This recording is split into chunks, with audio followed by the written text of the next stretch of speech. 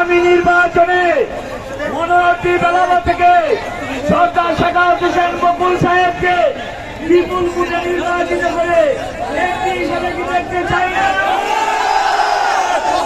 আপনাদের কাছে আহ্বান, মনোহরদী বেলাবরে বিএনপিকে নষ্ট করার জন্য সরকার সাখাওয়াত হোসেন বকুল সাহেবের এই জনপ্রিয়তাকে নষ্ট করার জন্য বেগম খালেদা জিয়া ভারপ্রাপ্ত চেয়ারপারসন তারেক রহমানের এই ঐক্যকে নষ্ট করার জন্য কিছু কুচুকরি মহল বিএনপির নাম ধরে আওয়ামী বিএনপিরা বিভিন্ন অকথ্য কথা বলছে এবং বিএনপিকে ভাঙার চেষ্টা করছে।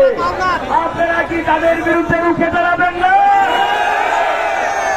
আমরা 17 বছর আন্দোলন করেছি, এই স্বৈরাচারের বিরুদ্ধে আন্দোলন করেছি। আগামী নির্বাচনের আগ পর্যন্ত আমরা সরকার সাখাওয়াত হোসেন বকুল ভাইয়ের নেতৃত্বে এই মনোনয়ন আলোবাসী মাঠে থাকবো, এই আশা এবং প্রত্যাশা ব্যক্ত করে আমি আমার বক্তব্য শেষ করছি।